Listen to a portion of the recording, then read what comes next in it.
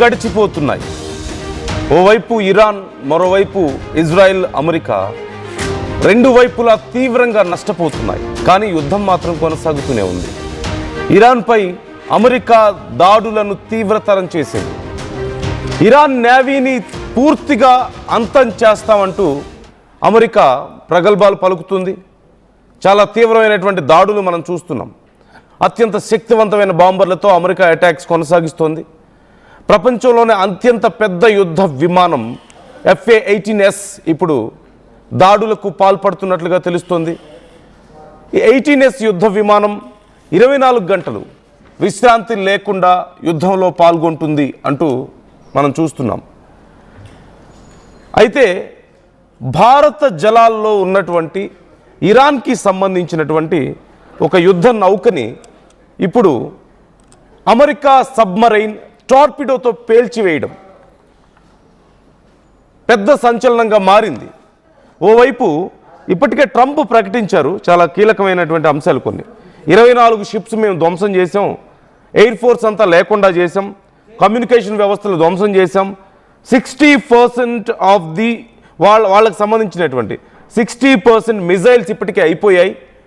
వాళ్ళు ఇప్పుడు ఒక రకంగా చెప్పాలంటే కాళ్ళు చేతులు లేకుండా ఓన్లీ మొండెం మాత్రమే మిగిలింది అంటూ ట్రంప్ కామెంట్స్ చేశారు. మరోవైపు చూస్తే ఇప్పటికే గల్ఫ్ దేశాల మీద ఇరాన్ విరుచుకు పడుతూనే ఉంది. వరుసగా వాళ్ళ ఆయిల్ స్టోర్స్ అన్నీ డెస్ట్రాయ్ చేస్తుంది, వాళ్ళ ఇన్కమ్ సోర్స్ లేకుండా చేస్తుంది, అమెరికాకి సంబంధించిన స్థావరాలను ఒక్కొక్కటిగా నాశనం చేస్తూ వస్తుంది. ఇజ్రాయెల్ మీద కూడా తీవ్రంగా దాడులు చేస్తూనే ఉంది. మరోవైపు హెజ్బుల్లా కూడా మనం చూస్తూనే ఉన్నాం.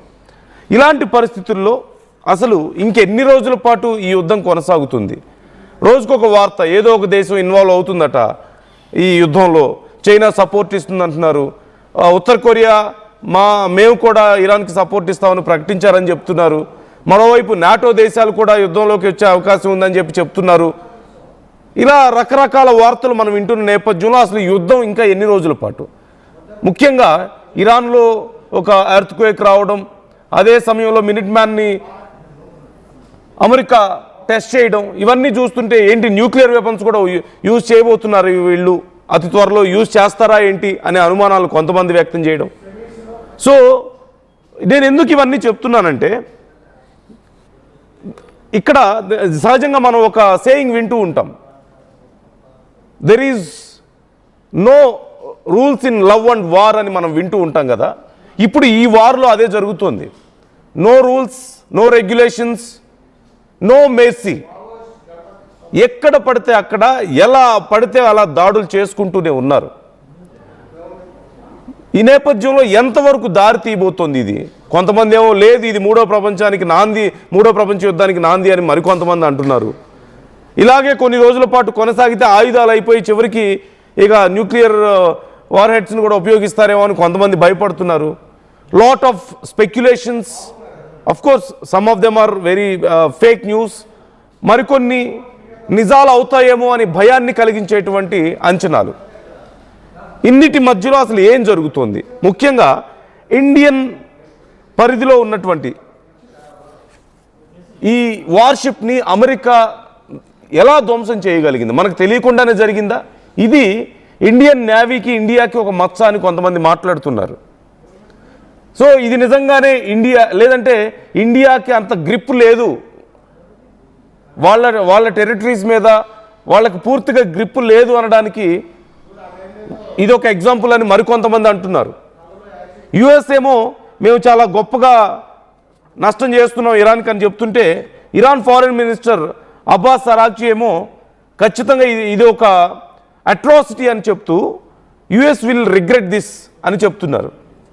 సో అసలు ఏం జరుగుతోంది ఈ విషయంలో మనం మాట్లాడదాం. శ్యామ్ ప్రసాద్ గారు మనతో జాయిన్ అవుతున్నారు, మాజీ వింగ్ కమాండర్. శ్యామ్ ప్రసాద్ గారు, thank you so much for joining with us. నమస్తే సార్. నమస్తే అండి. శ్యామ్ ప్రసాద్ గారు, కొంచెం వైడర్ యాంగిల్లో నేను ఇప్పటివరకు ఎక్స్ప్లెయిన్ చేసే ప్రయత్నం చేశాను. కొన్ని స్పెక్యులేషన్స్ ఉండొచ్చు, కొన్ని నిజమవుతాయేమో అని భయం కలిగించేటువంటి అంచనాలు కొన్ని ఉన్నాయి. ఈ వార్ అసలు ఎక్కడి వరకు పోతుందో తెలియదు. ఎందుకంటే సుదీర్ఘకాలం పాటు వార్ కొనసాగితే ఇప్పటికే ఫినాన్షియల్గా అన్ని దేశాలు సోకాల్డ్ స్ట్రాంగెస్ట్ కంట్రీస్ అని చెప్పుకుంటున్నటువంటి యుఎస్ లాంటి దేశాలు కూడా తీవ్రంగా నష్టపోతున్నాయి. ఆల్రెడీ వాళ్ళు అప్పుల్లో ఉన్నారు. మరోవైపు ఇరాన్ ఇక సినిమాల్లో చెప్తుంటారు కదా, నేనంటూ పోయే టైం వస్తే నాతో పాటు 10 మందిని తీసుకెళ్తాను అన్నట్లుగా ఇరాన్ ఫైట్ చేస్తున్నటువంటి పరిస్థితి కనపడుతుంది.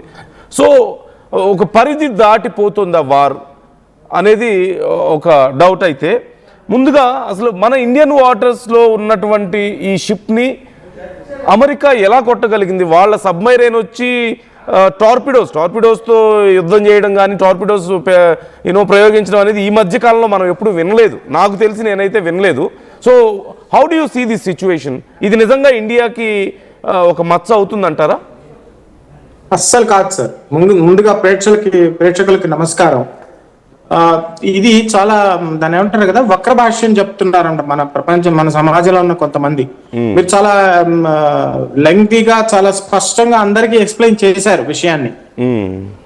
ఇక్కడ ఉన్న వాళ్ళు కొంతమంది వక్ర భాష్యం చెప్పడం ఏంటంటే ఇది ఇండియా వల్ల జరిగింది, లేకపోతే ఇండియా దీనికి బాధ్యత వహించాలి, లేదా మనం అతిథి కాపాడుకోవాలి. అంత తప్పు sir. Wrong information, fake news. అసలు జరిగింది వేరే. అక్కడ ఏం జరిగింది? ఎందుకని ఇంత పెద్ద ఫేక్ న్యూస్ మరి వచ్చింది బయటికి? ఎందుకంటే మనల్ని ఎలాగైనా యుద్ధంలోకి లాగాలి, మన తప్పు ఏమీ లేకపోయినా గానీ. మన దౌర్భాగ్యం ఏంటంటే మన సమాజంలో ఉన్న కొంతమంది ప్రపంచంలో అల్లకల్లోలం అయిపోతున్నా గానీ ఇండియాలో, ఆంధ్రప్రదేశ్ లో, నెల్లూరులో, హైదరాబాద్ లో మనం ఇంత ప్రశాంతంగా ఉన్న విషయాన్ని అంటే కన్వీనియంట్ గా మర్చిపోతూ ఇట్లాంటివన్నీ చేస్తుంటారు. వాళ్ళకి డబ్బులు దొరుకుతాయి. దీన్ని ఏమంటారంటే ఫేక్ న్యూస్ పెడ్లర్స్ అంటాం కదా, డర్టీ ట్రిక్స్. అసలు జరిగింది ఏంటి? 11 గంటల 40 నిమిషాల పాటు ఆ నౌక అంతర్జాతీయ జలాలలో, భారత జలాలను దాటి Indian waters, international waters, Sri Lankan waters, వీళ్ళందరికీ దాటిన ఇంటర్నేషనల్ వాటర్స్ లో ఉంది అది.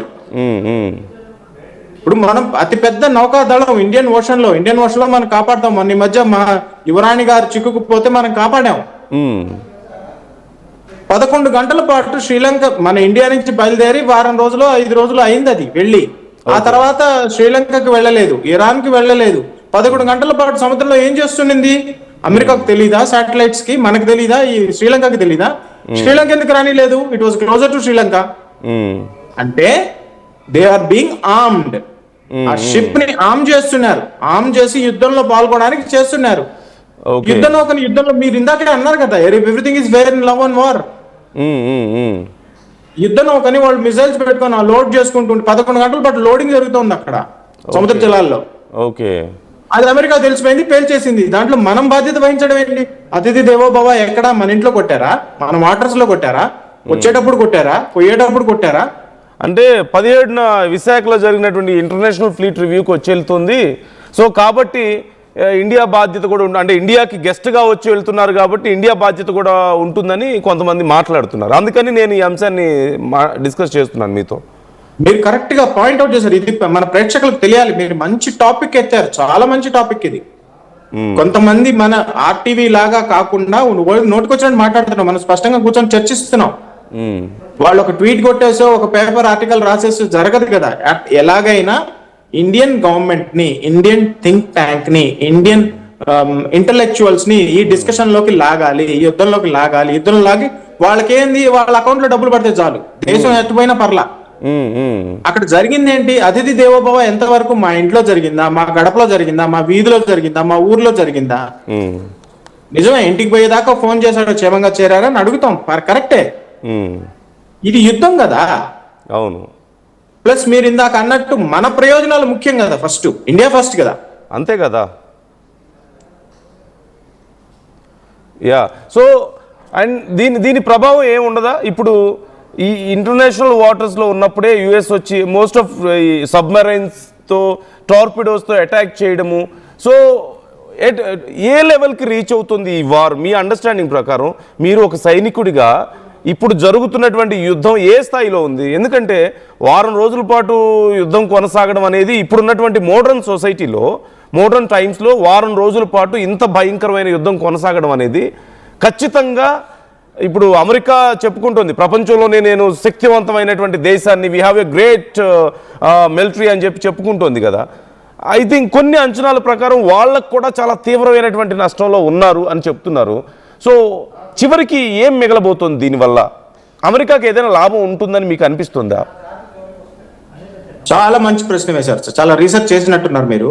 దీన్ని 2 భాగాలుగా చెప్పదలుచుకున్నా. ఒకటి, it is going to be dirty attrition, అంటే దెబ్బలు ఇద్దరికి తగులుతాయి, బాగా తగులుతాయి. ఈ మార్చి నెలంతా జరుగుతుంది. ఏప్రిల్ మధ్యకి కొంచెం తగ్గచ్చు, దెబ్బలకు బాగా ఇద్దరికి బాగా దెబ్బలు జరుగుతాయి. అమెరికా స్థావరాలన్నీ దెబ్బతింటాయి. ఇరాన్ చాలా బాగా దెబ్బతింటుంది, అంటే చాలా ఎక్కువగా దెబ్బలు తింటుంది. Iran will be the loser. Iran ఈ యుద్ధం ఓడిపోవడం ఖాయం. ఎంత త్వరగా అనేది డిపెండ్ అవుతుంది. గల్ఫ్ కంట్రీస్, మిగతా కంట్రీస్, ఇండియా లాంటి మన ఇండియా అన్ని దేశాలకి ఫ్రెండ్స్. అదొక విషయం మన ప్రేక్షకులు చాలా బలంగా చెప్పదలుచుకున్నా.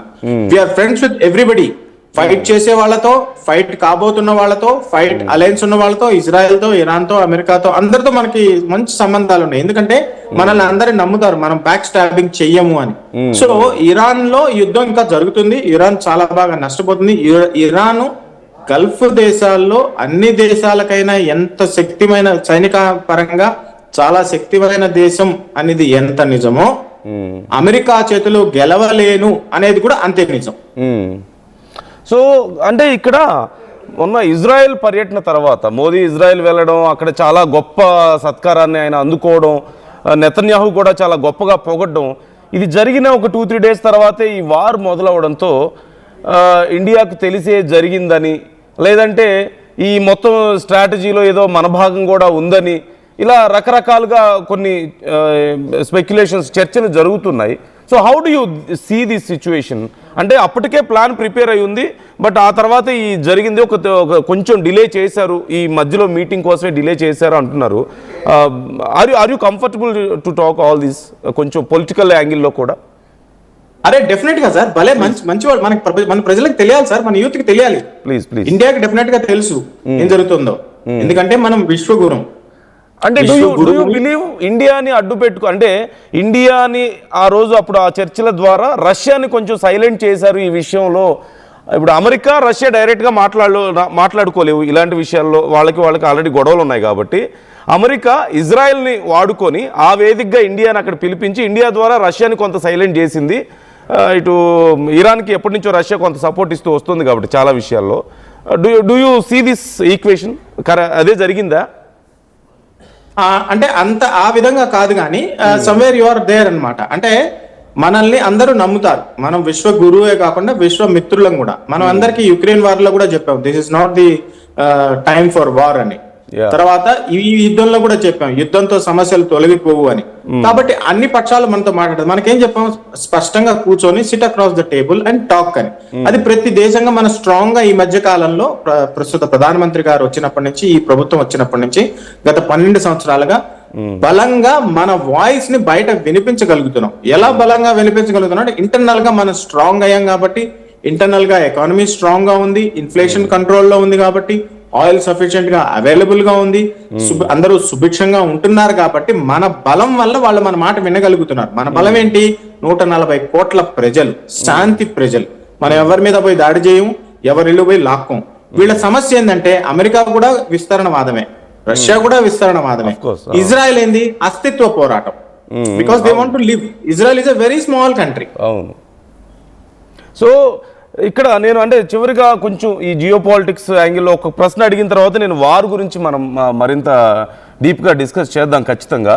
అంటే ఇప్పటికే భారతదేశానికి ఇప్పుడు ఈ ఆయిల్ ఇవన్నీ ఆగిపోతే, హర్ముజ్ జలసంధి మూసివేశారు, ఆయిల్ అక్కడి నుంచి ట్రాన్స్పోర్ట్ అవ్వదు కాబట్టి మనకు నష్టం జరుగుతుందని చెప్పేసి కొంత ప్యానిక్ అయినప్పటికీ as per the recent reviews ప్రకారం చూస్తే మనకేమి ఇబ్బంది లేదంటూ తెలిసింది. గ్యాస్కి కానీ ఆయిల్కి కానీ సమస్య లేదంట, అండ్ మనం సేఫ్గానే ఉన్నాం. ఈవెన్ దో మనకి స్టాక్స్ ఆల్రెడీ 74 days రన్ అవ్వడానికి, ఇబ్బంది లేకుండా రన్ అవ్వడానికి మనకి ప్రాపర్ స్టాక్స్ కూడా ఉన్నాయి కాబట్టి, సో అండ్ దాంతో పని లేకుండానే మనకి ఇప్పుడు సప్లై పరంగా కానీ ఈ రన్నింగ్కి కానీ ఏ సమస్య లేదు, మన మీద ఏ ఇంపాక్ట్ లేదంటూ కొన్ని సర్వేలు బయటకు వచ్చాయి.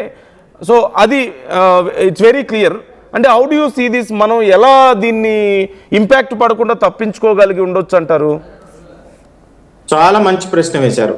ఇంతవరకు చబహార్ పోర్ట్ మీద అటాక్ ఎందుకు జరగలేదు?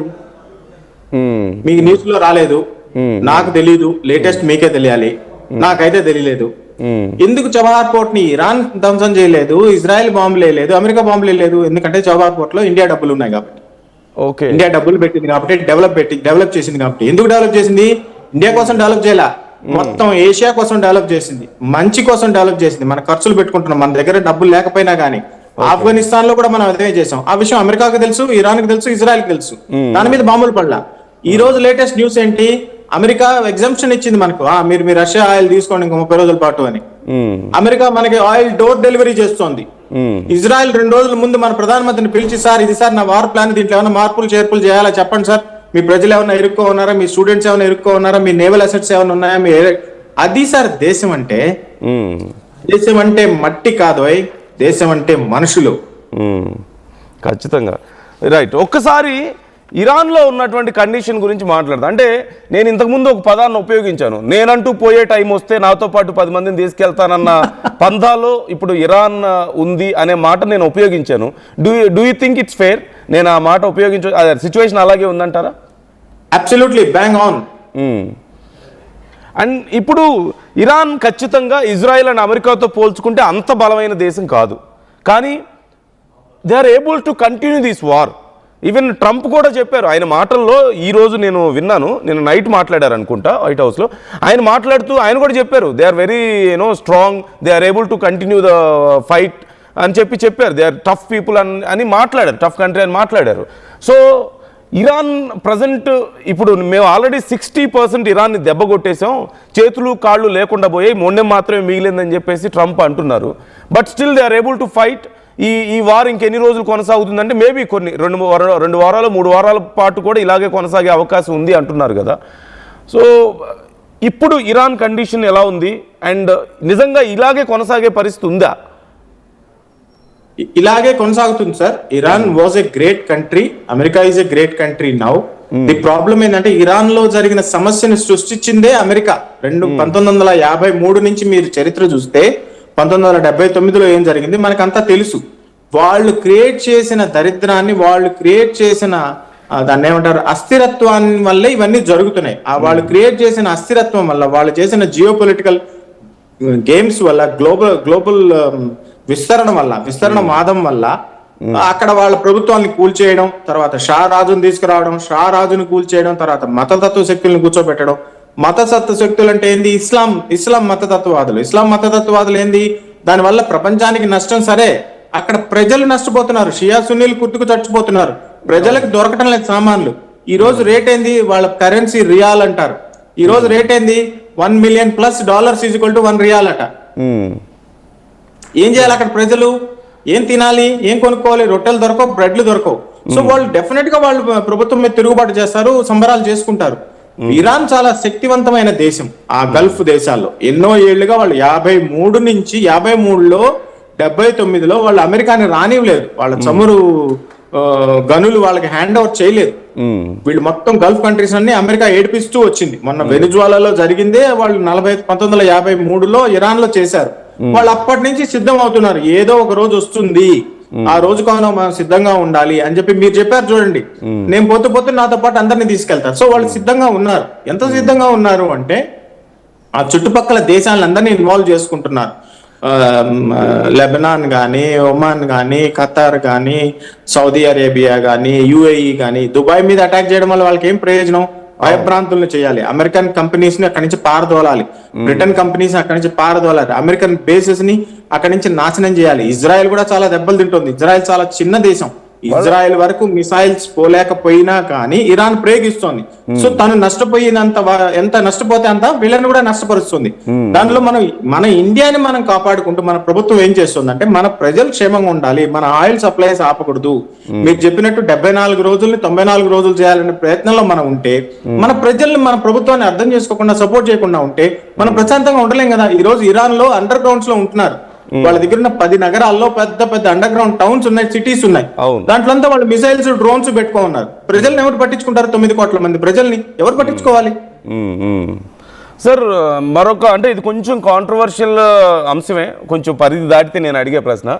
అంటే మన దేశంలో ప్రపంచవ్యాప్తంగా షియా ముస్లిమ్స్ నుంచి వస్తున్నటువంటి మద్దతు మనం చూస్తున్నాం ఇరాన్కి, ఖమేనీ మృతి పట్ల.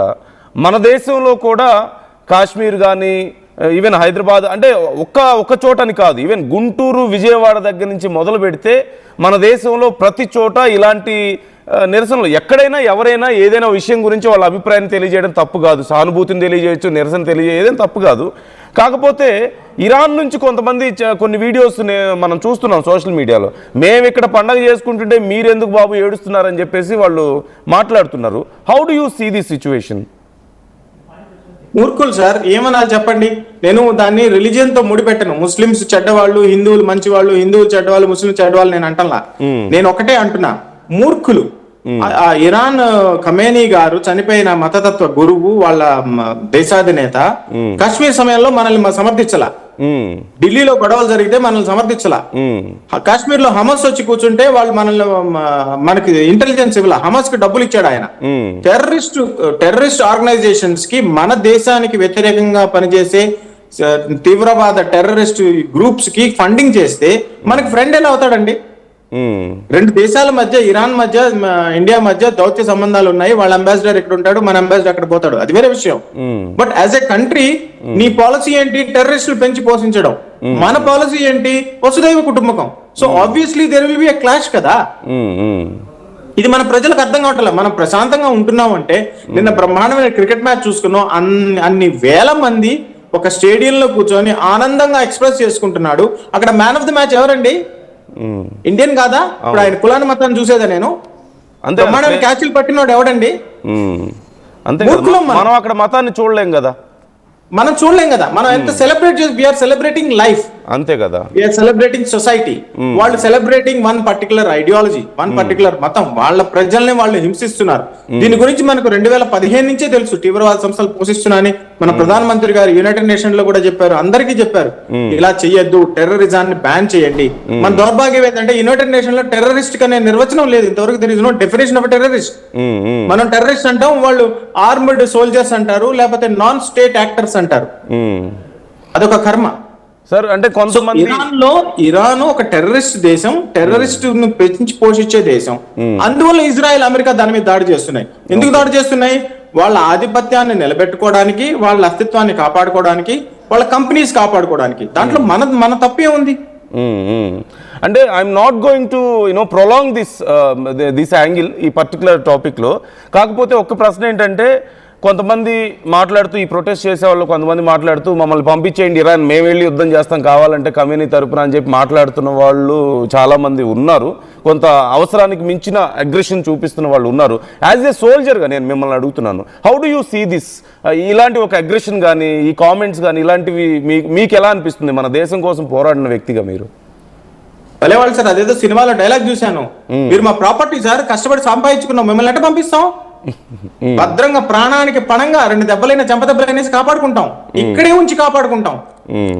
అది మహేష్ బాబు సినిమానో అల్లు అర్జున్ సినిమానో గుర్తు రావటంలా నాకు.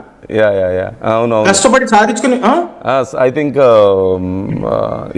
సన్ ఆఫ్ సూర్య, కష్టపడి సాధించుకున్నాం ఇండియా, ఐ థింక్. మీరు మూర్ఖులే, నిజమే. కానీ మీకు విషయం తెలియకపోవచ్చు. అన్ని విషయాలు అన్ని ప్రజలకు చెప్పరు కదా ప్రపంచంలో. షిప్ ని కూల్చేశారు అమెరికా. ఇరాన్ ఎవరెవరికి ఫండ్ చేస్తుంది, ఇరాన్ లో ఏమేమి జరుగుతున్నాయి, వాళ్ళు మనకి ఎప్పుడెప్పుడు సపోర్ట్ చేయలేదు. మనం ప్రపంచాన్ని ఎలా కాపాడుకుంటున్నాం, మన ఆయిల్ సప్లైస్ మనం ఎలా నిలబెట్టుకుంటున్నాం, మన ఇన్ఫ్లేషన్ మనం ఎలా కాపాడుకున్నాం, మన ప్రజలు ప్రశాంతంగా మన దైనందిక జీవనాన్ని, డే టు డే లైఫ్ ని ఎలా గడుపుతున్నాడు. మనం ఇప్పుడు పరీక్షలు జరుగుతున్నాయి, మంచి పరీక్షల సీజన్. ఇలా ఎలా మెయింటైన్ అవుతుంది మీరు ఊహించండి సార్. ఒక దేశ ప్రధాని 75 ఏళ్ళు ప్లస్, ఇంట్లో కూర్చుంటేనే బీపీ షుగర్ లో ఆయాసం వస్తుంది సార్. ఆయన ఎంత మంది కోసం, వాట్ ఈస్ హిజ్ మోటివేషన్? వెనక ముందు ఎవరు లేరు, డబ్బులు సంపాదించుకోలేడు, కరప్షన్ తెలీదు.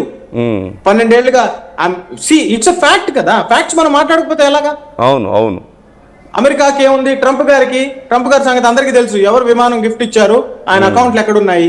ఇజ్రాయెల్ మీద కేసు జరుగుతున్నాయి, ఆయన ప్రధానమంత్రి మీద 15 కేసులు ఉన్నాయి, అభిశంసన కేసులు, నెతన్యాహు గారి మీద. మన మీద లేవే. మన దేశం సుభిక్షంగా ఎలా ఉంటుంది? ఇంత పెద్ద దేశం, 140 కోట్ల ప్రజలు. సో మనం మంచిగా ఉండాలి, శాంతి కాముకంగా ఉండాలి, మనం న్యూక్లియర్ వెపన్ గా ఉండాలి. మీరు ఒక చిన్న విషయం ఇందాక హైలైట్స్ లో చూస్తున్నాను, నార్త్ కొరియా చర్చలోకి రావటం లేదు, రష్యా చర్చలోకి రావటం లేదు. ఎందుకు వాళ్ళ మీద ఎవరు చర్యలు తీసుకోవటం లేదు? అడగండి మన ఫ్రెండ్స్ ని, ఇలా కామెంట్స్ చేసే వాళ్ళని. ఇరాన్ వద్దు బాబు, నార్త్ కొరియా వెళ్తావా, రష్యాకి వెళ్తావా అని అడగండి చూద్దాం. అదే కదా. అండ్ మోర్ ఆఫ్ మన డిప్లొమసీ ఈ మధ్య చాలా స్ట్రెంగ్తన్ అయింది ఖచ్చితంగా. మన విదేశాంగ శాఖ కూడా చాలా గొప్పగా పనిచేస్తుంది అనేది మనం వింటున్నాం. అంటే ఓవరాల్గా వరల్డ్ వైడ్గా మనకు వస్తున్నటువంటి రెస్పాన్స్, మీరు అన్నట్లుగా విశ్వగురువు అనే పదం బాగా వినపడుతుంది. అంటే ఇలాంటి వార్ వచ్చినప్పుడు చాలామంది ఏదో ఒక స్టాండ్ తీసుకోవాలి అనే ఒపీనియన్లో ఉన్నారు. మనమేమో కొంత మధ్యలో ఉంటాం. అంటే ఎటు ఎవరికి బలంగా సపోర్ట్ ఇవ్వకుండా, ఎవరిని మనం అంటే నొప్పించక తానొవ్వక అన్నట్లుగా మనం కొంచెం మధ్యలో ఉంటాం కదా. మన స్ట్రాటజీ కరెక్ట్ కాదని చాలామంది మన దేశంలో ఉన్న వాళ్ళే చెప్తూ ఉన్నారు. అంటే మీరు ఎందుకు స్టాండ్ తీసుకోవడం లేదని, లేదంటే ఎవరో ఒకరి వైపు మీరు పోరాడాలని, లేదంటే అమెరికాకి మనం ఏదో ఫేవర్ అని చెప్పేసి ఇలా రకరకాలుగా ఎవరో ఒపీనియన్స్ వాళ్ళు చెప్తున్నారు. So how do you see our diplomacy? మన కంట్రీ స్ట్రాటజీ ఎలా ఉంది? ఒక సైనికుడిగా I'm fully with the government sir, I'm fully with the స్ట్రాటజీలో కొంచెం తేడా వచ్చినా మీకు స్పష్టంగా చెప్తాను. ఫస్ట్ నేనే చెప్తాను. ఎందుకంటే ఎలా అంటే ఇప్పుడు మనం ప్రజల పక్షాన ఉన్నాం, ప్రపంచ ప్రజల పక్షాన ఉన్నాం. మనం అమెరికా పక్షాన లేవు, ఇరాన్ పక్షాన లేవు, ఇజ్రాయెల్ పక్షాన లేవు. ఇజ్రాయెల్ పాలస్తీనాకి ఒకే విమానంలో 2 చోట్ల వెళ్ళిన ఒకే ఒక్క మన ప్రధానమంత్రి సార్. పాలస్తీన్ వెళ్తే ఇజ్రాయెల్ విమానాలు, యుద్ధ విమానాలు ఎస్కాట్ ఇచ్చాయి.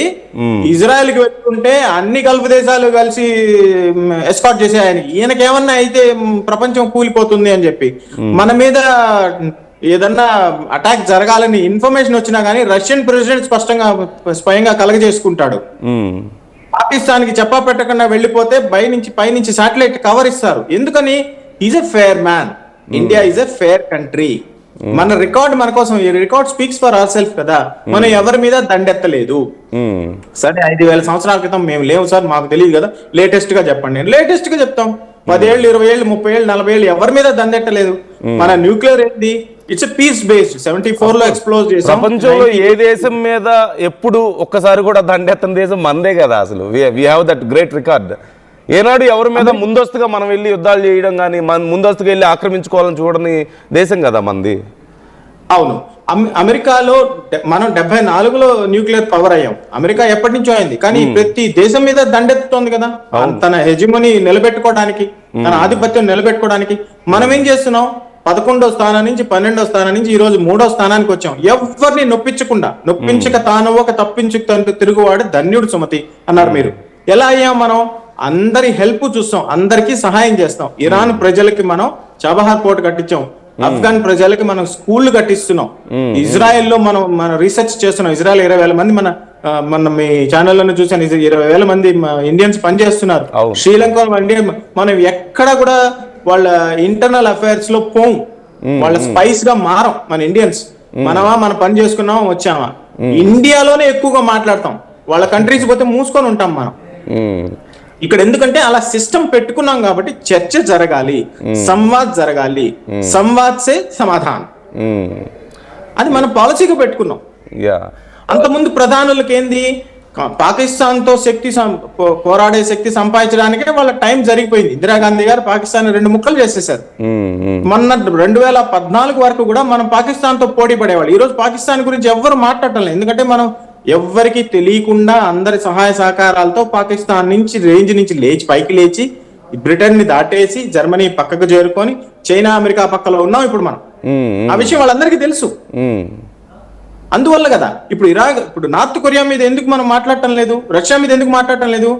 నార్త్ కొరియా, రష్యా చాలా డేంజరస్ కంట్రీస్. వాళ్ళ మీద అటాక్ చేయలేదు అమెరికా.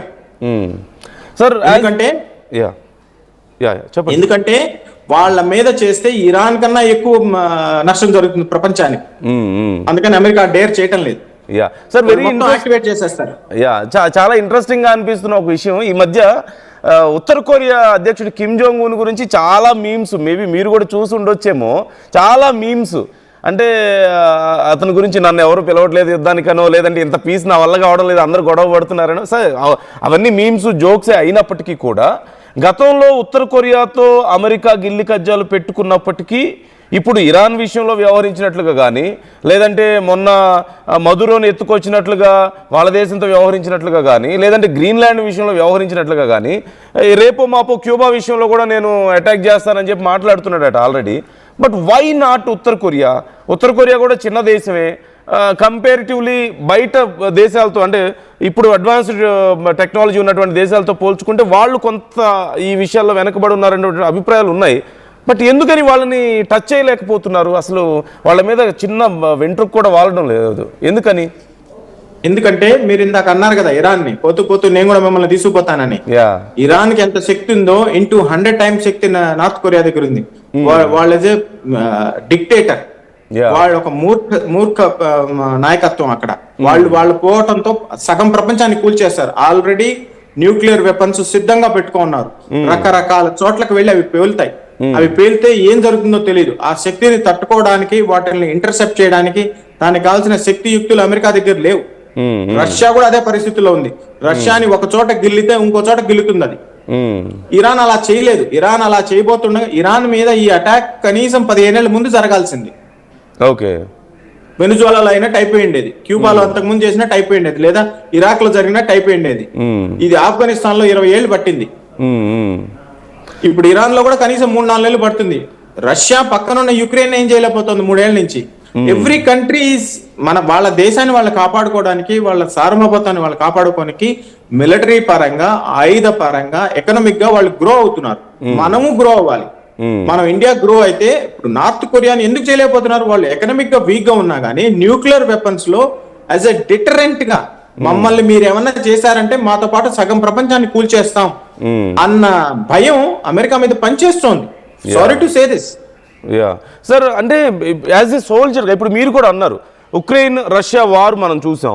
ఇప్పుడు అమెరికా, ఇజ్రాయెల్ లాంటి శక్తివంతమైనటువంటి దేశాలు ఇరాన్ కంపేరిటివ్లీ అంటే అమెరికాతో పోల్చుకుంటే ఇరాన్ అంత శక్తివంతమైన దేశం కాదు. అందులోని ఇజ్రాయెల్ తోడు కూడా ఉంది.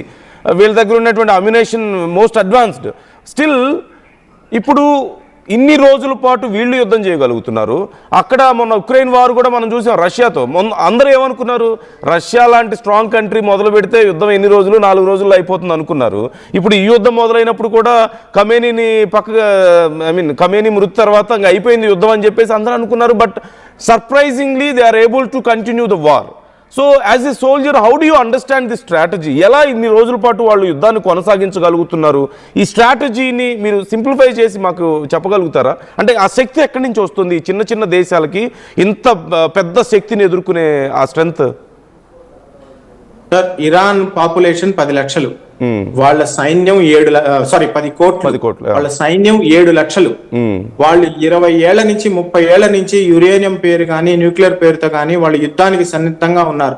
డ్రోన్లు పెట్టుకున్నారు, మిసైల్స్ పెట్టుకున్నారు, విమానాలు పెట్టుకున్నారు, రాడార్ వ్యవస్థ పెట్టుకుంది, ఇంటర్సెప్టర్స్ పెట్టుకున్నారు, షిప్స్ పెట్టుకున్నారు, యు నేమ్ ఇట్. సోల్జర్స్ ఉన్నారు. అండర్ గ్రౌండ్ బంకర్స్ తయారు చేసుకున్నారు. వాళ్ళ దగ్గర 10 నగరాలు ఉన్నాయి.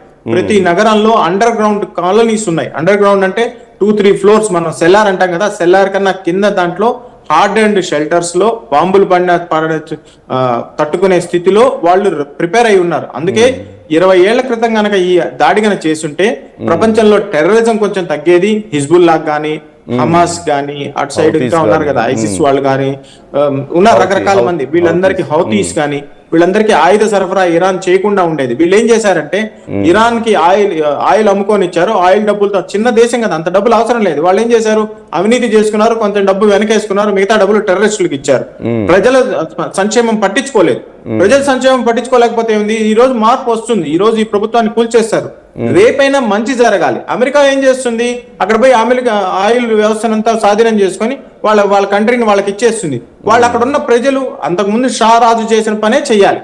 ఆయిల్ జాతీయం చేసేస్తాం, ఆయిల్ మేము ఎవరికి అమ్మము, మా ప్రయోజనాలకే మేము అమ్ముకుంటాం. సౌదీ అరేబియా ఏం చెప్తోంది?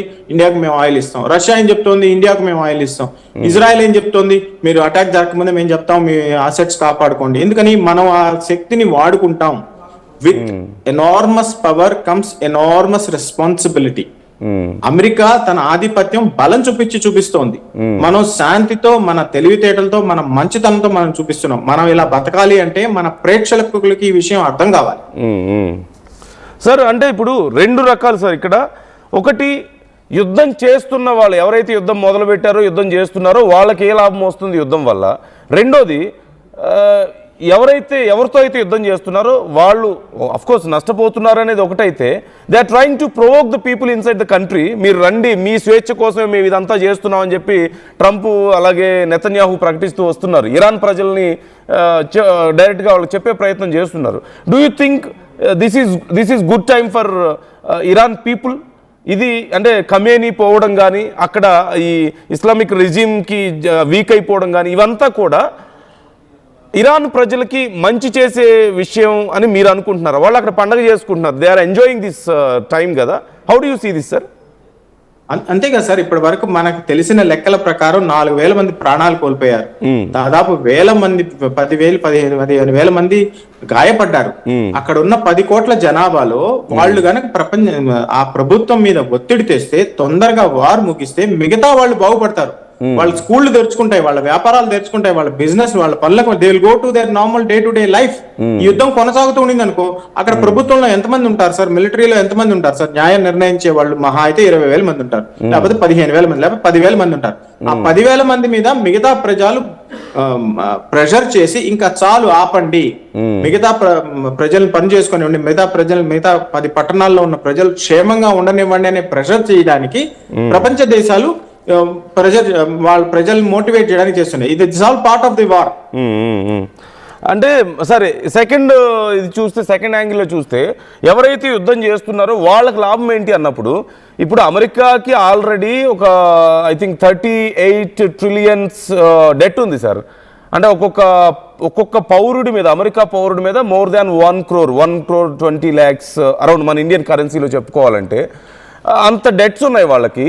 ఇప్పుడు ఈ వార్ వల్ల చాలా హ్యూజ్ డెట్ పెరిగే అవకాశం ఉంది, చాలా హ్యూజ్ లాసెస్లోకి వెళ్ళే వాళ్ళ రిజర్వ్స్ అన్నీ అయిపోయే కండిషన్ కనిపిస్తుంది. After all this war America లాభపడుతుందంటారా ఈ వార్ వల్ల? అసలు అంతే కదా, మొన్న వెనిజువేలాలో వాళ్ళ ఆయిల్ ని, వాళ్ళ మినరల్స్ ని, హై వాల్యూ మినరల్స్ ఉన్నాయి అక్కడ, వాటినంతా వాళ్ళు స్వాధీనం చేసి, ఖనిజాలు వెరీ రేర్ ఎర్త్ మినరల్స్ అంటారు కదా, అవన్నీ స్వాధీనం చేసుకుని ఆ India it's now Venezuela is one of the states of United states అన్నమాట. సో వాళ్ళ దగ్గర నుంచి అంతా ఆ డబ్బులు వస్తాయి. వెనిజువలా మీద దాడి చేయడంలో జరిగిన ఖర్చు అక్కడి నుంచి రికవర్ చేసుకుంటారు. ఈ యుద్ధంలో జరిగిన ఖర్చును ఎలా రికవర్ చేసుకుంటారు? అక్కడున్న ఆయిల్ కంపెనీస్ అన్ని అమెరికన్ కంపెనీస్ వాడేసుకుంటాయి, ఇజ్రాయెల్ కంపెనీస్ వాడేసుకుంటాయి, యూరోపియన్ కంట్రీస్ వాడేసుకుంటాయి. వాళ్ళ బిజినెస్ ఇంప్రూవ్ అవుతుంది, వాళ్ళ ప్రజలకు ఉద్యోగాలు దొరుకుతాయి. ఇరాన్కి ఏం జరుగుతుంది? ఇరాన్ నష్టపోతుంది, ఇంకా నష్టపోకూడదని అక్కడ ప్రజలు తిరుగుబాటు చేస్తున్నారు. ఎందుకంటే వాళ్ళ జీవితాలను వాళ్ళు కాపాడుకోవాలి కదా. 10 కోట్ల మంది ఆకాశంలో దే కాంట్ జస్ట్ వానిష్ కదా. సో అమెరికాకి ఏం బెనిఫిట్ జరుగుతుంది? వాళ్ళు చేసిన ప్రతి యుద్ధం తర్వాత అక్కడ ఉన్న ఆస్తుల్ని వాళ్ళు కాపాడుకుంటారు, ఆస్తుల్ని స్వాధీనం చేసుకుంటారు, పెరుగుతుంటారు. మీరు అన్నారు ఇంత డెప్ట్ ఉన్నా గానీ, ఇంత అప్పు ఉన్నా గానీ ఎలా బతుకుతోంది అంటే, అప్పు చేయడం, యుద్ధం చేయడం, రికవర్ చేసుకోవడం, యుద్ధం చేయడం, ఈఎంఐల ద్వారాలో ఆ కంపెనీల నుంచి వాళ్ళు సంపాదించుకోవడం. ఆయిల్, వెనిజువేలా ఆయిల్ వాళ్ళు క్యాప్చర్ చేశారు, ఇప్పుడు ఇరాన్ ఆయిల్ క్యాప్చర్ చేసేస్తారు. సార్ ఒక్క మాటలో అంటే ఇది చాలా జనరల్ క్వశ్చన్ అడుగుతున్నాను నేను. అపార్ట్ ఫ్రమ్ వార్, జనరల్గా బలం ఉన్నోడిదే అధికారం అన్న పరిస్థితి అయిపోయింది. అంటే మనం లాస్ ఉన్నాయి, మనకి ఇంటర్నేషనల్ లాస్ ఉన్నాయి, మన దేశాల్లో ఇండివిజువల్గా ప్రజాస్వామ్యాలు లాస్ ఉన్నాయి కదా. సో అమెరికా అనే ఒక బలవంతుడికి, ఒక మాటలో కండకావరం ఉన్నవాడికి ఈ లాస్ ఏమి పనిచేయవా సార్? ఎందుకంటే గ్రీన్లాండ్ మీద వెళ్ళి గ్రీన్లాండ్ నాది అంటాడు, నికోలస్ మదురో లాంటి ఒక దేశ అధ్యక్షుడిని ఎత్తుకొచ్చేస్తాడు, ఇంకో దేశ అధ్యక్షుడి మీద మిజైల్స్ వేసి లేపేస్తాడు, ఆ దేశం మొత్తాన్ని నేను చేస్తానంటాడు, రేపో మాపో క్యూబా అంటున్నాడు, అంతకుముందేమో ఉత్తర కొరియా అన్నాడు. ఇలా గతంలో జరిగినటువంటి దేశాలు మనం చూస్తూనే ఉన్నాము, సిరియా దగ్గర నుంచి, ఇరాక్ దగ్గర నుంచి మొదలు పెడితే లిబియా దగ్గర నుంచి. సరే, సో ఇలా లాస్ ఏమి ఉండవా సార్ వీళ్ళకి? ఇవేం వర్కౌట్ అవ్వవా? బలం ఉన్నోడిని ఎవడు ఏం చేయలేడా? ఇవన్నీ చెప్పుకోవడానికేనా all these loss and everything? Excellent point sir. ఎలా వాళ్ళ మాట ఎలా నెగ్గుతోంది? యునైటెడ్ నేషన్స్ సెక్యూరిటీ కౌన్సిల్ లో మనకు ప్లేస్ లేదు. ఆ 5 దేశాల్లో, చైనా, అమెరికా, రష్యా వాళ్ళ దేశాల్లో వాళ్ళకి వీటో హక్కు ఉంది. వాళ్ళ మీద ఏ శక్తులు పనిచేయటం. యునైటెడ్ నేషన్స్ అంటే ఏంది? కరెన్సీని బ్లాక్ చేసేయడం, బ్యాంక్ ఖాతాలు స్తంభింపజేయడం, విమానాలను ఆపేయడం, రిక్రూట్మెంట్ చేయకుండా పోవడం. ఈ పవర్స్ ఎవరి దగ్గర లేవు. మనం ఎప్పటి నుంచి చెప్తున్నాం? 40 ఏళ్ల నుంచి. మనం చేసిన తప్పేంది? యునైటెడ్ నేషన్స్ సెక్యూరిటీ కౌన్సిల్ లో వీటో పవర్ ఉన్న స్థానం మీరు తీసుకోండి రా బాబు అంటే మనం పోయి చైనాకి ఇచ్చేసాం, చైనాకి ఇవ్వండి అని. అది మనం చేసిన ఘోరమైన తప్పు. అప్పటి నుంచి కూడా we are trying to retrieve the situation where we should be sitting in a global high table where we will be put our voice. If వాళ్ళ మాట గాన వినకపోతే మనం మన రూల్ అప్లై చేస్తాం. ఏం రూల్స్ అప్లై చేస్తాం? వసుదైవ కుటుంబం రూల్స్ అప్లై చేస్తాం. Rules based order. అమెరికా చేసింది 150% తప్పు. వేరే దేశంలోకి వెళ్ళి అమెరికా ఒక దేశాధినేతను తీసుకొచ్చి జైల్లో పెట్టడం ఏంది, వేరే దేశం మీద అటాక్ చేసి ఆ దేశాధ్యక్షుడిని చంపడం ఏంది, ఇవన్నీ టెర్రరిస్టులు చేసే పనులు. As a country you are supporting terrorism and you are not going by the united international laws అన్నమాట. అలా చేపించాలి, అమెరికా చేత అలా చేపించాలి, రష్యా చేత అలా చేపించాలి అంటే మనం అక్కడ కూర్చోవాలి గ్లోబల్ హై టేబుల్లో. ఇండియా గానీ, బ్రెజిల్ గానీ, సౌత్ ఆఫ్రికా గానీ అక్కడ కూర్చోవాలి. అది చేయకుండా వీళ్ళు అడ్డపడుతున్నారు. మనం అక్కడికి చేరాలంటే ఎలా చేరాలి? ఇంకా ఎకనామిక్ గా శక్తివంతం అవ్వాలి. మనం ఇప్పుడు నంబర్ 3లో ఉన్నాం, నంబర్ 2, నంబర్ 1 కి రావాలి. అదే కదా మన టార్గెట్, వికసిత్ భారత్ బై 2047. అప్పుడు మన మాట వింటారు. డబ్బున్నోడిదే రాజ్యం అయినా, బలం ఉన్నోడిదే రాజ్యం అయినా, మనం బలాన్ని చాలా జాగ్రత్తగా వాడుకుంటాం. With enormous power comes enormous responsibility. America ఏం చేస్తుంది? ఆ పవర్ ని మిస్యూజ్ చేస్తుంది. మిస్యూజ్ చేసి ఎవరన్నా ఏదన్నా అంటే వాళ్ళని పట్టించుకోవటం లేదు. అంతేలేండి. అండ్ ఇప్పుడు ఈ వార్ మీ అంచనా ప్రకారం ఈ వార్ ఇంకెన్ని రోజుల పాటు కొనసాగే అవకాశం ఉంటుంది సార్? అంటే ఆయా దేశాల స్ట్రెంగ్త్ ఇప్పటికే తగ్గిపోతుంది. అఫ్కోర్స్ ట్రంప్ చెప్పినట్లుగా 60% స్ట్రెంగ్త్ తగ్గిపోయింది ఆల్రెడీ. ఇరాన్ది ఏదో కొన ప్రాణంతో ఉంది అని చెప్తున్నారు కదా. So how do you see this situation? ఇంకెన్ని రోజుల పాటు ఈ వార్ కొనసాగే అవకాశం ఉందంటారు? ఇప్పుడు వార్ పర్ సే ఏప్రిల్ కల్లా అయిపోతుంది సార్. యుద్ధం అనేది ఆగిపోతుంది ఏప్రిల్ కల్లా. కానీ అక్కడ ప్రజలు తమ దైనందిక జీవనాన్ని సామాన్యంగా గడపడానికి చాలా ఏళ్లు పట్టచ్చు. ఒక్కసారి ఊహించండి సార్, చిన్న పిల్లలు 160 మంది చనిపోయారు. వాళ్ళ స్కూళ్ళ పరిస్థితి ఏంటి? అక్కడ పక్కనున్న బిల్డింగ్ మీద బాంబు వేయరా బాబు అంటే స్కూల్ మీద పోయి వేసి వస్తుంది. ఏం అగ్రరాజ్యం నీ కర్మ కాకపోతే? ఇంటెలిజెన్స్ ఏముంది? వాళ్ళు రన్వే మీద విమానం పెయింట్ వేసుకుంటే దాని మీద నువ్వు బాంబులు వేస్తాయి. ఆ పెయింటింగ్ ఖర్చు ఏమో 10 రూపాయలు, నువ్వు వేసిన బాంబు ఖర్చు 10,000. ఈ దరిద్రం అంతా చాగాలి, స్టెబిలైజ్ అవ్వాలంటే ఏళ్లు పూళ్లు పడతాయి. సార్ ఇంకొకటి, ఇప్పుడు ఈ వార్ని ఫినిష్ చేసే ఉద్దేశం లేదా, లేకపోతే చేయలేకపోతున్నారు అనుకోవాలా అమెరికా ఇజ్రాయెల్ కలిసి? ఎందుకంటే చాలామంది అంచనా ప్రకారం ఇరాన్ లాంటి దేశాన్ని అమెరికా నిజంగా అంటే ఫుల్ ఫ్లెడ్జ్డ్గా అన్లీష్ అయితే సింగిల్ నైట్లో మొత్తం సెటిల్ చేసేయగలుగుతుంది అన్న అభిప్రాయాలు చాలా ఉన్నాయి. అలా చేయకుండా కంటిన్యూ చేస్తున్నారా ఏదైనా స్ట్రాటజిక్గా, లేదంటే చేయలేకపోతున్నారా? బ్రహ్మాండంగా అడిగారు. చేయలేకపోవడం కాదు, చేయడం ఇష్టం లేదు. దాన్ని ఎంత ప్రొలాంగ్ చేసుకుంటే వాళ్ళ కంపెనీస్కి అంత ఉపయోగం, వాళ్ళ R&D రీసెర్చ్ అండ్ డెవలప్మెంట్ అంత ఉపయోగపడుతుంది. యుద్ధాలను బాగా వెపన్స్ అంతా వాళ్ళు టెస్ట్ చేసుకోవచ్చు. హాయిగా వాళ్ళ కంపెనీలకి అంతా ఇంకా ఆర్డర్స్ ఇవ్వచ్చు. ఇంకా లాకెట్ మార్టిన్ ఇంకా 2 విమానాలు తయారు చేయి, ఇంకా B2 బాంబర్స్ తయారు చేయి, లేకపోతే ఇంకో కంపెనీకి ఇచ్చేసి, లేకపోతే ఆయిల్ కంపెనీ షిప్ తయారు చేయాలి, లేకపోతే ఇంకా 2 టోర్పిడోలు తయారు చేయి. ఆల్ కాస్ట్ మనీ కదా. వాళ్ళకి ఆర్డర్స్ ఇచ్చేసారు, వాళ్ళు కాంట్రాక్టర్స్ ఇచ్చేసారు. They are happy, they will fund the government. War effort అంటారు కదా, వార్ ఎఫర్ట్ ఫండ్ చేయడానికి ఫండ్ పెరుగుతూ ఉంటుంది, డొనేషన్స్ వస్తుంటాయి. డొనేషన్స్ ఎవరు ఇస్తారు? కంపెనీస్ ఇస్తారు. కంపెనీకి ఏంది? రేపు ఇరాన్ లో పోయి నీ కంపెనీ ఇస్తాను. అక్కడ సామాన్య ప్రజల పరిస్థితి ఏంటి? ఇదే యుద్ధం అమెరికా భూభాగం మీద జరిగితే అప్పుడు తెలుస్తుంది వాళ్ళకి, రంగు పడుద్ది.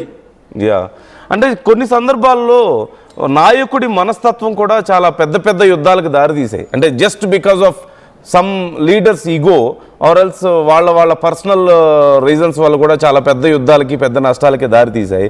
ఇప్పుడు ట్రంప్ విషయంలో how do you see his ideology? ఇంత వార్ మాంగర్ మెంటాలిటీ. ఓ పక్కేమో ప్రపంచ దేశాలకు నేను శాంతిదూత అని చెప్పుకుంటాడు, అన్ని యుద్ధాలు నేనే ఆపుతున్నా అంటాడు, అన్ని యుద్ధాల్లో ఆయనే వేలు పెడుతుంటాడు, నోబెల్ పీస్ ప్రైజ్ నాకే ఇవ్వాలంటాడు, మళ్ళీ నాయకుల్ని ప్రధానుల్ని ప్రెసిడెంట్ని ఎత్తుకొచ్చేస్తుంటాడు. How do you see this mentality? How should you understand this ideology? రేపు మనకేదైనా ఇబ్బంది ఉంటుందంటారా ట్రంప్తో? చాలా ఇబ్బంది సార్. మనం చాలా కష్టాలు పెట్టాడు మనల్ని, మన దేశాన్ని అడ్డుకోవడానికి. అన్ని రకాలుగా ఆయన స్టేట్మెంట్స్ చూడండి. నేను కానీ ఏమన్నా చేస్తే మీ ప్రధాని రాజకీయ భవిష్యత్తు పోతుంది అంటాడు. అవును, అంటే దేశ ప్రధాని కాబట్టి ఆయన నేను అలా అనకూడదు. అమెరికన్ ప్రజలే ఆయనతో కష్టపడుతున్నారు sir. They are fed up with him. ఎందుకంటే అమెరికా ప్రజల్లో కూడా ఆయన మీద వ్యతిరేకత వస్తుంది. ఇదే యుద్ధం రేపు అమెరికా భూభాగంలో జరిగితే వాళ్ళు కాపాడే వాళ్ళు ఎవరు లేరు. ఎందుకంటే వాళ్ళ సైన్యం ఆయన ప్రపంచం మొత్తం మీద యుద్ధాలు రేపట్టి శాంతి బహుమతి కావాలంటే ఎలా ఇస్తారు? అన్ని చోట్ల వేలు పెట్టి మన ఆపరేషన్ సింధూర్ లో మనకి సపోర్ట్ చేయలేదు. చైనాకి తైవాన్ కి గొడవ జరుగుతుంటే దాన్ని సాయిల్ చేయడం, తైవాన్ ని సపోర్ట్ చేయడం లేదు, టిబెట్ ని సపోర్ట్ చేయడం లేదు. తన ఓన్లీ విస్తరణవాదం, తన వ్యాపారాన్ని, తన కరప్షన్ ని అడ్డం పెట్టుకొని చేస్తుంటే ప్రపంచానికి అందరికీ తెలుసు. కానీ ఆపే శక్తి లేకపోతుంది. ఆపే శక్తి ఉండాలి అంటే మనం యునైటెడ్ నేషన్స్ లో ఉండాలి, సెక్యూరిటీ కౌన్సిల్ లో ఉండాలి, వీటో చేయాలి. అన్ని దేశాలు కలిసి అలయన్స్ గా ఏర్పడి హిట్లర్ని ఎలా ఎదుర్కొన్నారు, ముసోలిని ఎలా ఎదుర్కొన్నారు, అలా ఎదుర్కోవాలి. అలా ఎదుర్కోవాలంటే ఇండియా ఉండాలి అంటే మనం మన ప్రభుత్వాన్ని సపోర్ట్ చేయాలి, మన R&Dని మనం ఇస్రోని సపోర్ట్ చేసుకోవాలి, మన డిఫెన్స్ సెక్టర్ని సపోర్ట్ చేసుకోవాలి, మన వ్యాపారాలు బ్రహ్మాండంగా సాగాలి, ఇలాంటి RTV ఇలాంటి బ్రహ్మాండమైన వ్యవస్థ ఇంకా ఎత్తుకు ఎదగాలి, అప్పుడు కదా. యా సార్, అంటే ఒక ప్రిడిక్షన్ సార్ ఇప్పుడే నాకు మన వాళ్ళు పంపించారు దట్ మార్చి 21న పాక్పై ఇండియా దాడి చేస్తుంది అంటూ ఏదో జ్యోతిషాలు ఏవో నడుస్తున్నాయంట. రీసెంట్గా పాకిస్తాన్లో ఉన్నటువంటి కొంతమంది కూడా మాకు ఇండియాతో థ్రెట్ ఉంది అని చెప్పి మాట్లాడుతున్నారు. అంటే ఇలా ఎప్పుడైతే భారతదేశంతో థ్రెట్ ఉంది, భారతదేశం మా మీద దాడి చేస్తుందని మాట్లాడతారో ఆ పర్టికులర్ టైమ్స్లో లాస్ట్ ఫ్యూ టైమ్స్లో పాకిస్తానే మన మీద ఏదో ఒక రకంగా, అంటే అక్కడ ఉగ్రవాద దాడులు కానీ ఏవో జరిగినాయి. సో మనల్ని చాలా రోజుల నుంచి ప్రొవోక్ చేస్తూనే వస్తున్నారు. మా మీద దాడి చేస్తే మా దగ్గర అణుబాంబులు ఉన్నాయని చెప్తున్నారు, అంటే న్యూక్లియర్ వెపన్స్ ఉన్నాయని చెప్తున్నారు. సో డూ యూ థింక్ అతి త్వరలో ఏదైనా ఎస్కలేషన్ ఉండే అవకాశం ఉందంటారా భారత్ వైపు? అంటే లైక్ సిచ్యువేషన్స్ ఏమైనా ఉన్నాయంటారా దానికి అనుకూలంగా?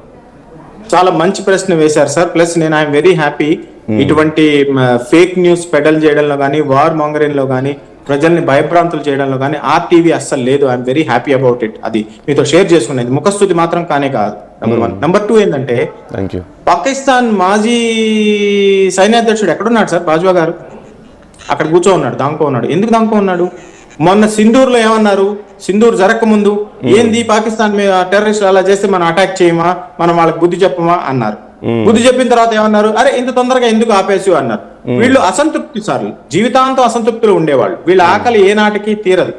అన్నం తిన్న ఆకలిగానే ఉంటారు, అన్నం తినకపోయినా ఆకలిగానే ఉంటారు. మూర్ఖులు వీళ్ళు వదిలేయాలి. వీళ్ళతో పట్టించుకుంటే దేశం ముందుకెళ్ళదు. పాకిస్తాన్ తో ఇప్పుడు మన దేశం స్టేబుల్ గా ఉంటేనే మనం ఒక మాట చెప్పగలం. పాకిస్తాన్ మీద మనం ఇప్పుడు యుద్ధం చేసి మనకేం ప్రయోజనం కలుగుతుంది? ఏ ప్రయోజనం కలగదు. మన ప్రయోజనాలు ఏంటి? కాశ్మీర్ ప్రశాంతంగా ఉండాలి, మన పాకిస్తాన్ ఆక్యుపై చేసిన కాశ్మీర్ మనకు తిరిగి ఇచ్చేయాలి, మన ఇక్కడ చైనా డోక్లాం లో గానీ, మిగతా చోట కానీ, లడాక్ లో గానీ మనల్ని ఏడిపించకూడదు, మా బోర్డర్స్ సురక్షితంగా ఉండాలి, బంగ్లాదేశ్ నుంచి అనవసరంగా మనుషుల్ని బెంగాల్లోకి పంపించకూడదు, బంగ్లాదేశ్ నుంచి ఒక మనిషి వచ్చి ఉద్యోగం తీసుకుపోతే బెంగాల్లో ఉన్న ఒక మనిషి ఉద్యోగం పోతుంది ఆబ్వియస్లీ. సో కాశ్మీర్ ప్రశాంతంగా ఉండాలి, మన బోర్డర్స్ ప్రశాంతంగా ఉండాలి, మనం గట్టి కట్టడి చేసుకుంటాం. వాళ్ళు అక్కడన్నా వేషాలు వేసారనుకోండి, బుద్ధి చెప్తాం. అంతేగాని మనకు వి హావ్ నెవర్ ఇంటెన్షన్, మనకి ఎప్పుడు మనం ఎవరి మీద కూడా అటాక్ చేయలేదు. అది ఊరికే వాళ్ళ కంపెనీలు వాళ్ళ వ్యవహారాలు, ఇన్స్టాగ్రామ్ లో వ్యూవర్స్ పెంచుకోవడానికి చేసే పనులు ఇవన్నీ. అంతే అంటారా? యా సార్, మరొకటి, ఇప్పుడున్న పరిస్థితుల్లో మరిన్ని దేశాలు యుద్ధంలో జాయిన్ అయ్యే అవకాశాలు ఉన్నాయంటారా? అంటే చాలామంది ఇదేదో 3వ ప్రపంచ యుద్ధానికి దారి తీస్తుందని, లేదంటే న్యూక్లియర్ వెపన్స్ కూడా యూజ్ చేస్తారేమో అతి త్వరలో అని రకరకాల కొన్ని స్పెక్యులేషన్స్ అవ్వచ్చు, కొన్ని అంచనాలు అని చెప్పి కొంతమంది అంటున్నారు. So how do you see this sir? మరిన్ని దేశాలు నిజంగా జాయిన్ అవుద్దా? ఇది పెద్దదా అయ్యే అవకాశం ఉందంటారా? ఆల్రెడీ జాయిన్ అయినాయి కదా అలయన్స్, ఇజ్రాయెల్ అలయన్స్ లో. అమెరికాకి అన్ని దేశాలు సపోర్ట్ చేస్తున్నాయి, గల్ఫ్ దేశాలన్నీ అమెరికాకి ఇజ్రాయెల్కి సపోర్ట్ చేస్తున్నాయి, అన్ని కంట్రీస్ సపోర్ట్ చేస్తున్నాయి. వాళ్ళ భూభాగాన్ని ఇస్తున్నాయి, నౌకల్ని ఇస్తున్నాయి, రిఫ్యూలింగ్ ఫెసిలిటీస్ ఇస్తున్నాయి, సైనికుల్ని ఇస్తున్నారు. చైనా, రష్యా, ఇరాన్ కి రాడార్లు, యుద్ధ విమానాలు ఇస్తోంది. పాకిస్తాన్ చేరితే నేను ఆశ్చర్యపోను, కానీ ఇండియా చేరే సమస్య లేదు. ఎందుకంటే పాకిస్తాన్ కూడా అమెరికా తరఫున ఇరాన్ కి వ్యతిరేకంగా పోరాడుతుంది. నా ఉద్దేశం, డూ యూ థింక్ ఏదో థర్డ్ వరల్డ్ వార్ దిశగా వెళ్తుంది అని? ఇప్పుడు రష్యా, చైనా లాంటివి సపోర్ట్ కొంత ఇచ్చినప్పటికీ కొంత సపోర్ట్ మాత్రమే ఇస్తాయి తప్పితే డైరెక్ట్గా ఇరాన్ కోసం వాళ్ళు వచ్చి యుద్ధం చేసే పరిస్థితి అయితే ఉన్నట్లు లేదు. అలాగే సో ఇలా డైరెక్ట్ వార్లో ఇప్పుడు 2 భాగాలుగా చీలిపోయి ఏదో ప్రపంచ దేశాలన్నీ అత్వర్లా, లేదంటే ఈ సిచ్యువేషన్ ఎస్కలేట్ చేసే అవకాశం ఏమైనా ఉందా? డైరెక్ట్గా ఇప్పటికిప్పుడు దక్కిపోయినా డూ యూ థింక్ ఈ ప్రొవోక్ చేయడానికి కానీ ఎస్కలేట్ చేయడానికి కానీ అవకాశం ఉందంటారా ఈ situation? No, absolutely not. War is a costly business. Nobody can afford it. Okay, చాలా చాలా బాగా చెప్పారు సింపుల్గా. యా, అండ్ దాంతోపాటు ఇప్పుడు అమెరికా నెక్స్ట్ మళ్ళీ టార్గెట్స్ని ఫిక్స్ చేసుకుంటుందని ఏదో క్యూబా అని చెప్పేసి మాట్లాడాడు నిన్న ట్రంప్. సో మరిన్ని దేశాల మీద ఇంకా దాడులు చేసే అవకాశం ఉంది అని మాట్లాడుతున్నాడట. డూ యూ థింక్ ఇంత లాస్ తర్వాత, ఇంత పెద్ద ఇంత వార్ తర్వాత మళ్ళీ ఇమీడియట్గా వేరే దేశాల మీదకి వెళ్ళే పరిస్థితి ఉందంటారా? వై డూ, అంటే ఇంత హంగ్రీ దేనికోసం ఇంత ఆకలి? ఒకవేళ వెళ్ళినా వెళ్ళకపోయినా అప్పులో ఉన్నాడు సార్, విపరీతమైన అప్పులో ఉన్నాడు. ఆ అప్పు తీరాలంటే అమెరికాలో ఇండస్ట్రీస్ చాలవు, అమెరికాలో ఉన్న వ్యాపారాలు చాలవు. మన అక్కడ ఉన్న వాళ్ళు పనిచేసే వాళ్ళంతా, అక్కడంతా డబ్బు సంపాదించే వాళ్ళంతా అక్కడ పోయి సెటిల్ అయిన వాళ్ళే. నేటివ్ అమెరికన్స్ ఎవరు లేరు అక్కడ. ఇండియన్ అమెరికన్స్ ఉన్నారు, వేరే అమెరికన్స్ ఉన్నారు, ఏషియన్స్ అమెరికన్ ఉన్నారు, చైనీస్ అమెరికన్స్ ఉన్నారు, you name it, European Americans ఉన్నారు. సో వాళ్ళు యుద్ధం చేయకపోతే, వేరే భూభాగాల్లో వాళ్ళ స్థావరాలు పెట్టుకోకపోతే, వాళ్ళ ఆస్తుల్ని కన్నా వాళ్ళు ఆక్రమించుకోకపోతే అమెరికా కుప్పకూలిపోతుంది. కుప్పకూలిపోతుంది. ఆ విషయం వాళ్ళకి తెలుసు. అక్కడ రాష్ట్రపతి అయ్యే ప్రతి ఒక్కరికి తెలుసు. చైనా అలా కాదు, ఇండియా అలా కాదు. చైనా ఏం చేస్తుంది, తెలివిగా అన్ని చోట్ల ఇన్వెస్ట్మెంట్ పెడుతోంది, ఆకుపై చేసుకోకుండా. పాకిస్తాన్ ని ముంచేసింది కదా. పాకిస్తాన్ కి ఎన్ని అప్పులు ఇచ్చిందంటే ఈఎంఐ కట్టుకోవడానికి కూడా కొత్త అప్పు ఇవ్వాల్సి వస్తుంది. అమెరికా కూడా అలాగే చేస్తుంది. వాళ్ళ దేశం అప్పులో కూరుకుపోతుండడానికి వాళ్ళు ఏం చేస్తున్నారంటే ప్రపంచంలో ఉన్న ఆయిల్ అంతా ఆక్యుపై చేసేస్తున్నారు. ఆయిల్ కాకుండా రేర్ ఎర్త్ మినరల్స్ ని కూడా ఆక్యుపై చేస్తున్నాడు. పాకిస్తాన్ దేశ సైన్య అధ్యక్షుడు తీసుకుపోయి ఒక శాంపుల్ చూపించడానికి రేర్ ఎర్త్ మినరల్స్, అంటే పాకిస్తాన్ లో మినరల్స్ కూడా వాళ్ళకి కావాలి. అవన్నీ తవ్వుకొని వాళ్ళ కంపెనీలు ఎక్స్పోర్ట్ చేసుకుంటారు. ఆ డబ్బులతో అప్పు తీరుతుంది.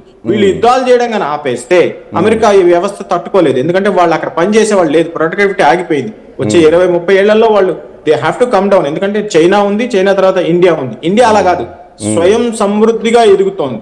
ప్లస్ డెమోగ్రాఫిక్ డివిడెంట్ ఉంది మన దగ్గర. మన వాళ్ళు కష్టపడతారు, కష్టంగా సంపాదిస్తారు. అందుకే చిన్నగా ఎదుగుతున్నాం. ఏ దేశాన్ని ఆక్యుపై చేసుకోకుండా, ఎవరిని ధ్వంసం చేయకుండా, వాళ్ళకి ఇంటర్నల్ డిస్కార్డ్ తేకుండా మనం ఎదుగుతున్నాం. అమెరికా అలా చేయలేదు.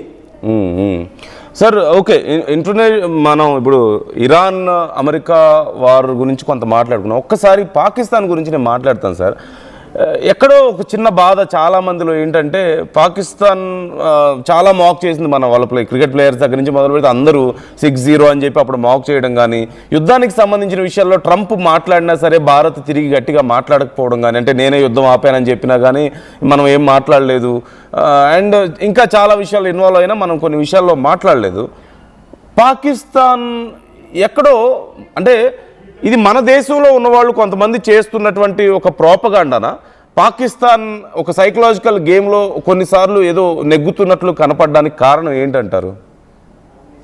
చాలా డీప్ ప్రశ్న వేశారు మీరు. నేను దీన్ని చాలా జాగ్రత్తగా మాట్లాడాలి మీద, ఎందుకంటే మీ దగ్గర చాలా స్టఫ్ ఉంది. మా ఇండియా పాకిస్తాన్ యుద్ధాన్ని ప్రెసిడెంట్ ట్రంప్ గారు ఆపారు కదా, ఇండియా యుద్ధాన్ని. మరి తమరి యుద్ధాన్ని తమరు ఎందుకు ఆపలేకపోతున్నారు సార్? 7వ రోజు ఈ రోజు ఇరాన్ లో. It is your war, you and Israel are fighting. No, మీరు మీ యుద్ధాన్ని ఎందుకు ఆపుకోలేకపోతున్నారు? So it is fake news. జనాల్ని గుమ్రా చేయడానికి, జనాల్ని తప్పుదోవ పట్టించడానికి ఆయన ఇచ్చే ప్రయోగాలు. యాజ్ ఏ దేశాధ్యక్షుడిగా ఆయనకు ఆ హక్కు ఉంది.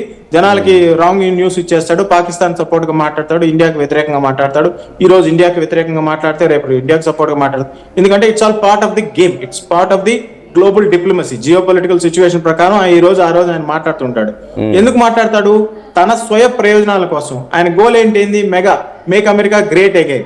మేక్ అమెరికా గ్రేట్ అగైన్ లో మేక్ ట్రంప్ గ్రేట్ అగైన్ అక్కడ ఉంది. పాకిస్తాన్ ఎకానమిక్ స్టేటస్ ఏంటి? వాళ్ళకి బోర్డర్స్ కాపాడుకోగలుగుతున్నారా? ఆఫ్ఘనిస్తాన్ కి ఎయిర్ ఫోర్సే లేదు, ఆఫ్ఘనిస్తాన్ లోనే వాళ్ళు పోరాడలేకపోతున్నారు. సో ఇవన్నీ ఫేక్ న్యూస్. పాకిస్తాన్ ఈ రోజు ఏమైంది? ఒక బయ్యర్ సెల్లర్ అగ్రిమెంట్ లో మిగిలిపోయింది. ఎవరన్నా ఇస్తే బతుకుతుంది. వాళ్ళ దగ్గర ప్రొడక్టివిటీ లేదు, ఇన్ఫ్రాస్ట్రక్చర్ లేదు, ఇన్స్టిట్యూట్స్ డెవలప్ చేయలేరు, వాళ్ళు డాక్టర్స్ ని ప్రొడ్యూస్ చేయలేరు, సైంటిస్ట్ ని ప్రొడ్యూస్ చేయలేరు, విద్యావేత్తలను ప్రొడ్యూస్ చేయలేరు. ఎందుకంటే వాళ్ళు ఎంతసేపు ఇంకోళ్ళ మీద ఆధారపడి బతుకుతున్నారు. ఒకప్పుడు పర్లేదు, బాగుండింది. స్వాతంత్రం తెచ్చుకున్న కొత్తల్లో. తర్వాత ఏమైంది? ఇస్లామిక్ వాదంలో ఇరుక్కుపోయారు. ఇస్లామిక్ వాదంలో ఇరుక్కుపోయింది ఏంటి? వాళ్ళ జనాభా 25 కోట్లు. వాళ్ళ జనాభా పరిస్థితి ఏంటి? ఎంతమంది బాగుపడుతున్నారు అక్కడ? మహా అయితే 1,00,000 మంది బాగుపడుతున్నారు అందరూ కలిసి. మిగతా వాళ్ళు దుర్భర దారిద్ర్యంలో ఉన్నారు. అందుకోసం ఏం చేస్తారంటే, ₹2 ఇస్తే ట్వీట్ చేసేయండి, ₹5 ఇస్తే ఇన్స్టాగ్రామ్ రిలీజ్ చేసేయండి, ఒక రీల్ పెట్టేసుకుంటే వాళ్ళ పని వాళ్ళకి జరుగుతుంది. వాళ్ళు నిజాలు చెప్పటంలా. క్రికెట్ లో కూడా అదే పరిస్థితి. క్రికెట్ లో ఒకప్పుడు ఎంత బ్రహ్మాండంగా ఉండింది, ఈ రోజు ఒక మంచి ఫాస్ట్ బౌలర్ ని తయారు చేయలేని పరిస్థితుల్లో ఒకటి చెయ్యి సగం వెనక్కి పెట్టి సగం ముందు పెట్టి చేసే బౌలర్ చేతిలో పెట్టుకొని వరల్డ్ కప్ గెలవడానికి వస్తారా వాళ్ళు? అదే రణనీతి అంటే.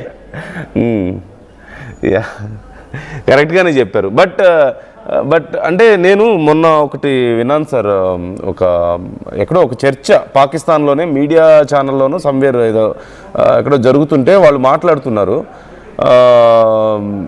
వాళ్ళ దగ్గర న్యూక్లియర్ వెపన్స్ ఉన్నాయి, మేము ఒకవేళ నిజంగా మా మీద ఇండియా ఏదైనా గెలిచే స్టేజ్ వస్తే, మమ్మల్ని ఏదైనా చేసే స్టేజ్ వస్తే మేము ఇప్పుడు వాళ్ళకి అలవాటే కదా ఆత్మాహుతి దాడులు అనేవి, మేము ఆ న్యూక్లియర్ వెపన్స్ని మేము ఇచ్చేసుకున్నా సరే పక్కన ఉన్నటువంటి దేశాలు కూడా ఇదైపోతాయి కాబట్టి ఎలాగో హిందుస్థాన్ ఎగిరిపోతుంది, వరల్డ్లో హిందుస్థాన్ ఒక్కటే ఉంది, హిందువులకు మేజర్ ప్లేస్ అది ఒక్కటే ఉంది. ఇంకా ఇస్లామిక్ కంట్రీస్ చాలా ఉన్నాయి కాబట్టి మా దేశాన్ని స్పేర్ చేసుకుంటే మిగతా మిగిలిపోతాయని ఏదో మాట్లాడుతున్నారు. Do you think they are really in that stage of ideology, ఆ మెంటాలిటీ వాళ్ళు ఆ స్టేజ్లో ఉన్నారంటారు నిజంగా? మీరు నాకన్నా వయసులో చాలా చిన్నవాళ్ళు సార్, ఈ సినిమా చూసారో లేదో తెలియదు కానీ ఒక పాత సినిమాలో ఒక ఆయన పెద్ద ఆయన అంటుంటాడు, నేను లేస్తే మనిషిని కాదు, నేను లేస్తే మనిషిని కాదని. సినిమా మొత్తం జరిగిపోతుంది, ఫైనల్ క్లైమాక్స్ లో ఏం తెలుస్తుంది అంటే కుర్చీలోంచి లేస్తే ఆయన కాళ్ళు ఉండవు. ఓకే, అది పెద్ద కామెడీ పీస్. అందరూ గజగడ్లాదిపోతున్నారు ఆ ఊర్లో ఆ పెద్ద మనిషిని చూసి, పెద్ద లెవెల్లో లేస్తే మనిషిని లేచేది అంటుంటాడు. పాకిస్తాన్ అది ఎక్కడ లేస్తారు? మీ న్యూక్లియర్ వెపన్స్ ఉన్నాయి, మంచిది, శుభం, అదేదో సినిమా లాగా మంచిది. మరి ఎలా భూకంపం ఎలా వచ్చింది? మంచిది. న్యూక్లియర్ వెపన్స్ ఉన్నాయి, మంచిది. దాన్ని బయట తీసేదట. మనం ఏం చేసాం? కైరానా హిల్స్ లో ఆక్సిజన్ వెంటిలేషన్ మీద కొట్టాం. వెంటిలేటర్ మీద కొడితే భూమి లోపల వాళ్ళు లోపల, బయట వాళ్ళు బయట. నీకు బయట తీసుకొచ్చేది ఎవరు? మూర్ఖులు. కాకపోతే న్యూక్లియర్ వెపన్స్ అనేవి 4-5 చోట్ల పెట్టాలి, అన్ని ఒక చోట పెట్టుకోరు. ఎందుకంటే టెంపరేచర్ కంట్రోల్ చేయాలి వాటిని, చాలా దానిలో పెద్ద ప్రాసెస్ ఉంది. న్యూక్లియర్ వెపన్ తయారు చేసి, యురేనియం శుద్ధి చేసి, దాన్ని లోడ్ చేసి, దాన్ని ట్రిగ్గర్ ని పెట్టి అంతా కలిపి విమానం మీద, నౌకల మీద ఎక్కించేదాకా ఇట్స్ ప్రాసెస్. కైరానా హిల్స్ లో దాచిపెట్టుకున్నారు, కొండ కింద 10వ అంతస్తులో 15వ అంతస్తులో. కానీ ఆక్సిజన్ వెంటిలేటర్స్, ఏసీ వెంట్లు ఓపెన్ చేసి పెట్టేశారు. మనం దాని మీద వేసాం. న్యూక్లియర్ బాంబుల మీద వేయలేదు. మన ఎయిర్ మార్షల్ గారిని అడిగితే, అవునా కైరానా హిల్సా, నాకు కిరాణా కొట్టు తెలుసు, కైరానా హిల్స్ తెలియదు అన్నాడు. Correct, is right. అంత మూర్ఖులు వాళ్ళు. న్యూక్లియర్ వెపన్స్ వాడడానికి ఉండాలి కదా. బట్ మన పాతకాలంలో మనం శాస్త్రాల మీద జనాలు నమ్మారు. రామాయణంలో, మహాభారతంలో చూస్తే 2 బాణాలు ఆకాశంలో ఢామ్ అని కొట్టుకుంటాయి, దూరంగా వెళ్ళిపోతాయని. మరి న్యూక్లియర్ బ్రహ్మాస్త్రం ప్రయోగించడానికి చేతులు ఉండాలి కదా, వీళ్ళ దగ్గర లేవు. వీళ్ళు ఏం చేశారు? ఆ కైరానా హిల్స్ లో న్యూక్లియర్ బేసెస్ తయారు చేయడానికి తవ్విన మట్టినంతా తీసుకొచ్చి బయట వేసేసారు. అది అమ్ముకోవడానికి రోడ్లు వేయడానికి. అది శాటిలైట్ లో కనపడింది. మూర్ఖులు. కాకపోతే అలా మనం ఏం చేసాం? 1998 లో అక్కడ అమెరికన్ సెనేటర్ బాధపడ్డాడు, మనం గాఢ నిద్రలో ఉన్నాము, భారతదేశం న్యూక్లియర్ టెస్ట్లు కూడా చేసేసింది, మన అన్ని శాటిలైట్లు ఆకాశంలో పెట్టినా మనం కనిపెట్టలేకపోయాము అని. మన మిసైల్ మ్యాన్, మన శాస్త్రవేత్తలు, మన పొలిటికల్ లీడర్షిప్, అటల్ బిహారీ వాజ్పేయి గారు, పోఖరణ్ లో ఉన్న సామాన్య ప్రజలు ఎలా మేనేజ్ చేశారు? అక్కడ శాండ్ డ్యూన్స్ ఉంటాయి, ఇసుక తిన్నెలు అని. ఇసుక తిన్నెలు గాలికి కదులుతూ ఉంటాయి, ఒక్కోసారి షేప్ మారుతుంది. శాటిలైట్ 4 గంటలకు ఒకసారి ఆ స్పాట్ కి వస్తుంది. ఇవన్నీ మనకు తెలుసు. మనం ఏం చేసాం? శాండ్ డ్యూన్స్ ఎలా ఉండిందో గుంటలు దొవ్విన తర్వాత తీసి దాన్ని అలాగే పెట్టాం. ఈ అమెరికన్ వెధవలు ఏం చేశారు? Sorry to use this word, ఓహో శాండ్ డ్యూన్ ఇలాగే ఉంది కదా, ఓకే 4 గంటల క్రితం మ్యాపింగ్ చేసుకున్నారు. ఓ అంతకుముందు అలాగే ఉంది, ఇప్పుడు ఎలా ఉంది. సో మనం బ్లాస్ట్ చేసిన తర్వాత వాళ్ళకి తెలిసింది ఈ శాండ్ డ్యూన్స్ కింద కూర్చోన్నారు వీళ్ళు, ఈ పని చేశారని. అంత తెలివితేటలు ఉండాలి, అంత ప్రజ్ఞాపాఠకాలు ఉండాలి, అంత ప్రతిభ ఉండాలి. అందరి దగ్గర ఆ ప్రతిభ ఉండదు కదా. కాబట్టి ఏంది? America super power, super sensors ఏం చేస్తుంది? ఇరాన్ వాళ్ళు రన్వే మీద పెయింట్ చేసిన హెలికాప్టర్ల మీద, యుద్ధ విమానాల మీద బాంబులు వేసుకుంటుంది. సార్ అంటే ఇట్స్ నాట్ ఈజీ. సార్ ఇప్పుడు ఒక విషయం, మీరు యాజ్ ఏ సోల్జర్గా మీరు ఈ విషయాలని కొంచెం మేబీ మీకు కొంచెం సిల్లీగా అనిపించవచ్చేమో, బట్ కాకపోతే ప్రజలు కొంతమంది ఇలాంటి విషయాల్లో నమ్మకాలు ఉంటాయి కాబట్టి నేను అడుగుతున్నాను. యాజ్ ఏ సోల్జర్గా మీ రెస్పాన్స్ ఈ విషయాల్లో అవసరం ఉందని అడుగుతున్నాను. కొంతమంది జ్యోతిష్యులు చెప్తున్నారట, మార్చి 21న పాకిస్తాన్ ఇండియా యుద్ధం ఏదో జరుగుతుందని, దాడులు జరుగుతాయని చెప్పేసి, పాకిస్తాన్ మీద ఇండియా వార్ చేస్తుందని చెప్పేసి మాట్లాడుతున్నారట. చాలా ఇప్పుడు అవి బాగా సర్క్యులేట్ అవుతున్నాయి. కొంతమంది అంటే చాలా పాపులర్ జ్యోతిష్యులు చెప్తున్నారు కాబట్టి అవి కొంతమంది వాటిని నిజం నమ్ముతున్నారు, కొంతమంది నిజమేనా అని అడుగుతున్న వాళ్ళు కూడా ఉన్నారు. So how do you see this sir? Sir నేను భగవంతుడిని నమ్ముతాను, జ్యోతిష్కాన్ని నమ్ముతాను, ఐఎమ్ ప్రాక్టీసింగ్ హిందూ, అది ఒక పక్కన. But as a soldier war అంటే ఏంటి? మేము ఈ సంవత్సరాల తరబడి ప్రిపేర్ అవుతాం సార్, దాన్ని వార్ ప్లాన్ అంటాం. నేను ఒక చిన్న ఉద్యోగంలో రిటైర్ అయ్యాను, నేను పెద్ద కొత్త పొడిగినేం కాదు. ఇప్పుడున్న సిడిఎస్ కానీ, ఇప్పుడున్న దేశాధిపతులు కానీ, రక్షణ మంత్రి కానీ, ప్రధానమంత్రి కానీ, ఏళ్ల తరబడి మనం వార్ డాక్టరీని తయారు చేస్తాం సార్. National policy. కాశ్మీర్ లో పాకిస్తాన్ మనల్ని ఏమైనా కష్టపెడితే మనం ఎంత దెబ్బ కొట్టాలి? మన చెంప మీద కొడితే వాళ్ళ చెంప మీద కొడతామా, లేకపోతే వెనక్కి తోసేస్తామా, లేకపోతే చెయ్యి ఇచ్చేస్తామా, కాలు ఇది ఒక స్ట్రాటజీ అంట. వాళ్ళు ఆ కాశ్మీర్ లో ఏమన్నా చేసే స్థితిలో వాళ్ళు ఈ రోజు ఉన్నారా? లేరు. కాబట్టి వాళ్ళు ఏం చేస్తారు? టెర్రరిస్టులు పంపిస్తారు. టెర్రరిస్టులు అంటే ఏంటి? కూలీలు. మీరు చచ్చిపోతే మీకు డబ్బులు ఇస్తాం, మీ ఫ్యామిలీకి డబ్బులు ఇస్తాం, వాళ్ళకి ఇచ్చేసి పంపిస్తారు. దాన్ని తట్టుకోవడానికి మనం రెడీగా ఉంటామే కానీ జ్యోతిష్కులు చెప్పినట్టు జ్యోతిష్కులు ఏం చెప్తారంటే వాళ్ళు ప్లానటరీ మూమెంట్స్ ని స్టడీ చేస్తారు కాబట్టి వాళ్ళకి తెలిసిపోతుంది. కానీ ఎగ్జాక్ట్ గా పిన్ పాయింట్ చేయలేరు వాళ్ళు ఏ దేశం మధ్య జరుగుతుంది అని. అదే ప్రపంచంలో అల్లకల్లలో ఏదో నెగిటివ్ గా జరుగుతుంది అని చెప్పగలుగుతారు కానీ ఆ నెగిటివ్ ఏదనేది చెప్పలేరు అంటారా? చెప్పలేరు. మిగతాది వాళ్ళ వ్యాపారాలు అంతే. ఓకే, అదే చాలామంది నాకు నేను డిబేట్లో కూర్చున్నప్పుడే నాకు పంపించారు, మన టీం పంపించారు, బయట నుంచి వచ్చినాయి చాలామంది ఇలా ఒక పాపులర్ జ్యోతిష్యులు చెప్తున్నారట ఒకళ్ళిద్దరు ఇలా జరగబోతుందని. సో అందుకని మీ అప్రోచ్ అసలు ఇలాంటి విషయాల్లో ఎలా ఉంటుందా అనేది. అఫ్కోర్స్ నేనైనా దాని గురించి మాట్లాడగలుగుతాను, బట్ మీరు చెప్తే బాగుంటుందని. అస్సలు జరగదు సార్. ఆర్టీవీ ప్రేక్షకులకి మీ ద్వారా నేను చెప్పేది ఏంటంటే మనం చాలా క్షేమంగా ఉన్నాం, బీ హ్యాపీ. మన ప్రభుత్వాన్ని సపోర్ట్ చేయండి, మీ తెలివితేటలు మీ ఉద్యోగాలు బాగా వృద్ధి చెందండి. మన ఇండియాకి పాకిస్తాన్ యుద్ధం జరిగే అవకాశమే లేదు, కానీ పాకిస్తాన్ ఏదైనా తొలి పని చేస్తే మాత్రం బుద్ధి చెప్పడానికి మనం సర్వసన్నద్ధంగా ఉన్నాం అక్కడ ప్రజల్ని కాపాడుకోవడానికి. యా సార్, యా శ్యాంప్రసాద్ గారు చాలాసేపు మాట్లాడాం. మరొకసారి మరికొన్ని విషయాల మీద మనం తప్పకుండా మరింత డీప్గా మాట్లాడదాం. థ్యాంక్ యూ సో మచ్, మీరు చాలా బాగా ఎక్స్ప్లెయిన్ చేశారు చాలా విషయాల్ని. థ్యాంక్ యూ సార్, జై హింద్. థ్యాంక్ యూ, జై హింద్. సో ప్రజెంట్ వార్ ఎన్ని రోజుల పాటు కొనసాగుతుంది అంటే మరొక వారం 10 రోజుల పాటు కొనసాగే అవకాశాలు కనిపిస్తున్నాయి. But who is going to win this war అంటే మేబీ సైనిక శక్తి పరంగా అమెరికా విన్ అయినప్పటికీ ఆ దేశం అమెరికా ఇజ్రాయెల్ ఒకవేళ విన్ అయ్యే అవకాశాలు ఉన్నప్పటికీ వాటి మీద ఇరాన్ గెలిచే అవకాశం లేకపోయినప్పటికీ కానీ నష్టం పరంగా చూస్తే ఇరువైపులా అంతే నష్టం ఉండబోతుంది. So how do you see this situation? నిజంగా ట్రంప్ ఏం గెలవబోతున్నాడు? ఇలాంటి యుద్ధాన్ని చేయడం ద్వారా ఇజ్రాయెల్ అండ్ అమెరికా ఏం గెలవబోతున్నాయి? ఖచ్చితంగా ఇరాన్లో పరిస్థితులు అయితే మారబోతున్నాయి అనేది కనపడుతుంది. అక్కడి ప్రభుత్వాలు మారుతాయి, అక్కడి పాలకులు మారిపోతున్నారు. సో ఆల్రెడీ ఇరాన్ ప్రజలకి ఆల్రెడీ ఆ దేశంలో ఉన్న వాళ్ళ క్లారిటీ ఉంది, దే ఆర్ ఎంజాయింగ్. బట్ ప్రపంచంలో ఉన్నటువంటి కొంతమంది వేరే దేశాల్లో ఉన్న వాళ్ళు మాత్రం వాళ్ళ ఎమోషన్స్ని చాలా ఎక్కువగా ప్రజెంట్ చేసే ప్రయత్నం చేస్తున్నారు ఇవాళ రేపు. మరి దానివల్ల ఎంతవరకు ఉపయోగం ఉంటుందో తెలియదు. So anyway, try to comment your opinions. మీ అభిప్రాయాలు ఎలా ఉన్నాయి ఈ అంశాల మీద కామెంట్ చేయండి.